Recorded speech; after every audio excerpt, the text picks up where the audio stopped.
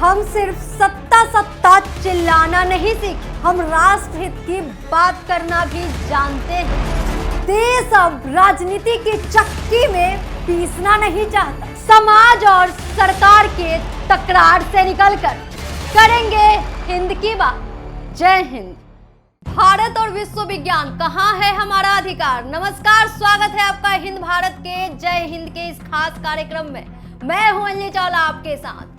हर इंसान जब इस धरती पे जन्म लेता है तो उसके कुछ मौलिक अधिकार होते हैं। वो इस वजूद से आता है कि उसके कुछ अधिकार हैं यहाँ पे।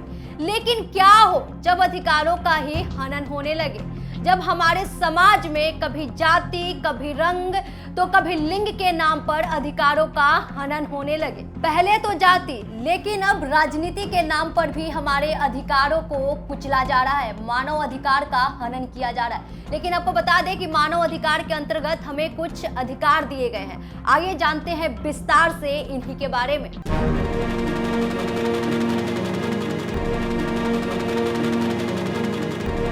संयुक्त राष्ट्र संघ की महासभा ने 10 दिसंबर 1948 को सार्वभौमिक मानव अधिकार घोषणा पत्र को आधिकारिक मान्यता प्रदान की थी। तब से यह दिन इसी नाम से याद किया जाने लगा।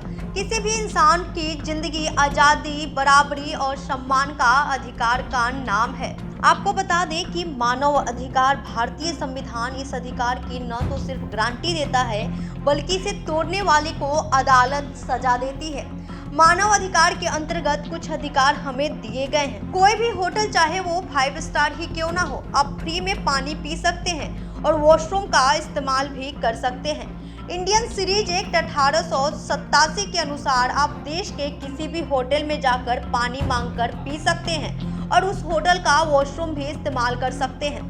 होटल छोटा हो या 5 स्टार, वो आपको रोक नहीं सकते। अगर होटल का मालिक या कर्मचारी आपको पानी पिलाने या वॉशरूम इस्तेमाल करने से रोकता है तो आप उन पर कार्रवाई कर सकते हैं या आपकी शिकायत से उस होटल का लाइसेंस तक रद्द हो सकता है। दूसरा, भोजन का अधिकार। भोजन का अधिकार एक व्यक्ति का बुनियादी अधिकार है।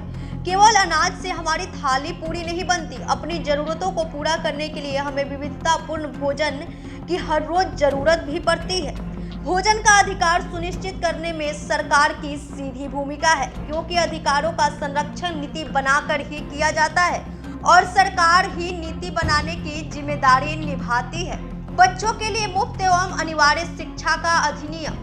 आपको बता दें कि 1 अप्रैल 2010 को पूर्ण रूप से देश में लागू हुआ था। इस अधिनियम के तहत 6 से लेकर 14 वर्ष के सभी बच्चों के लिए शिक्षा को पूर्णतः मुफ्त एवं अनिवार्य कर दिया जाएगा। अब यह केंद्र तथा राज्यों के लिए कानूनी बाध्यता है कि मुफ्त एवं अनिवार्य शिक्षा सभी को सुलभ हो सके। शिक्षा किसी भी व्यक्ति के समाज में समग्र विकास तथा सशक्तिकरण के लिए आधारभूत मानव मौलिक अधिकार है। साथ ही स्वतंत्रता और समानता का अधिकार। आपको बता दें कि भारतीय संविधान के अनुच्छेद 14, 15 और 16 में देश के प्रत्येक नागरिक को समानता का अधिकार दिया गया है। समानता का मतलब होता है इसमें किसी प्रकार का लिंग भेद नहीं। समानता, स्वतंत्रता और न्याय का अधिकार महिला पुरुष दोनों को समान रूप से दिया जाता है। शारीरिक और मानसिक तौर पर नर नारी में किसी प्रकार का भेदभाव असंवैधानिक माना जाता है। हालांकि आवश्यकता महसूस होने पर महिलाओं और पुरुषों का वर्गीकरण किया जा सकता है। अनुच्छेद 15 में यह प्रावधान किया गया है कि स्वतंत्रता, समानता और न्याय के साथ साथ महिलाओं, लड़कियों को सुरक्षा और संरक्षण का काम भी सरकार का कर्तव्य है। जैसे बिहार में लड़कियों के लिए साइकिल और पोशाक की योजना, मध्य प्रदेश में लड़कियों के लिए लाडली लक्ष्मी योजना, दिल्ली में मेट्रो में महिलाओं के लिए रिजर्व कोच की व्यवस्था दी। अनुच्छेद 19 की बात करें तो अनुच्छेद 19 में महिलाओं का यह अधिकार दिया गया है कि वह देश के किसी भी हिस्से में नागरिक की हैसियत से स्वतंत्रता के साथ साथ आ जा सकती हैं, रह सकती हैं, व्यवसाय का चुनाव भी स्वतंत्र रूप से कर सकती हैं। महिला होने के कारण किसी भी कार्य के लिए उनका मना करने का मौलिक अधिकार का हनन होगा और ऐसा होने पर वे कानून की मदद ले सकती हैं। नारी की गरिमा का अधिकार। अनुच्छेद 23 में देखें तो नारी की गरिमा की रक्षा करने के लिए उनको शोषण मुक्त जीवन जीने का अधिकार देता है।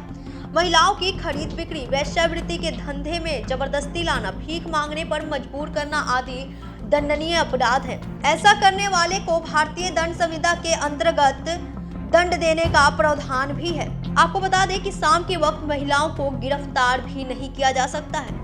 Code of criminal procedure section 46 के तहत शाम 6 बजे के बाद और सुबह 6 बजे के पहले भारतीय पुलिस किसी भी महिला को गिरफ्तार नहीं कर सकती, फिर चाहे गुनाह कितना भी संगीन क्यों ना हो। अगर पुलिस ऐसा करते हुए पाई जाती है तो गिरफ्तार करने वाले पुलिस अधिकार के खिलाफ शिकायत दर्ज किया जाता है। इसमें इस पुलिस अधिकार कोई नौकरी खतरे में आ सकती है। वहीं दहेज निवारक जैसे कानून भी हैं। और आपको बता दें कि इसके अलावा अगर 14 साल से कम उम्र के लड़कियों से अगर आप काम करवाते हैं तो ये भी बाल अपराध है। हम में से कई ऐसे लोगों को यह मालूम है, लेकिन घरेलू हिंसा का कानून क्या आप जानते हैं? घरेलू हिंसा अधिनियम 2005 के तहत वे सभी महिलाएं जिनके साथ किसी भी तरह घरेलू हिंसा की जाती है, उनको प्रताड़ित किया जाता है, वे सभी पुलिस थाने में जाकर FIR दर्ज करा सकती हैं और पुलिसकर्मी बिना समय गंवाए प्रतिक्रिया करेंगे।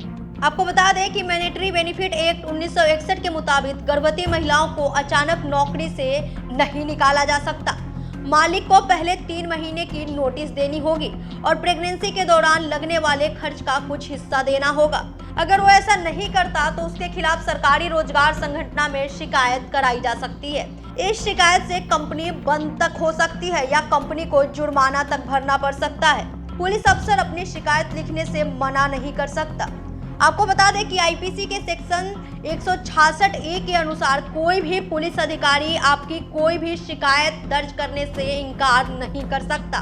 अगर वो ऐसा करता है तो उसके खिलाफ वरिष्ठ पुलिस दफ्तर में शिकायत दर्ज कराई जा सकती है। अगर वो पुलिस अफसर दोषी पाया गया तो उसे कम से कम 6 महीने से लेकर 1 साल तक की जेल हो सकती है या फिर उसे अपनी नौकरी तक गंवानी पड़ सकती है। तो ये थे आपके वो अधिकार जिनके बारे में आज भी कुछ लोग हैं अनजान। तो जानिए अपने मौलिक अधिकारों को और जागरूक रहिए, जागरूकता फैलाते रहिए। तब तक के लिए इतना ही। जय हिंद। खबरों में बने रहने के लिए चैनल को सब्सक्राइब करें और ये बेल आइकन जरूर दबाएं।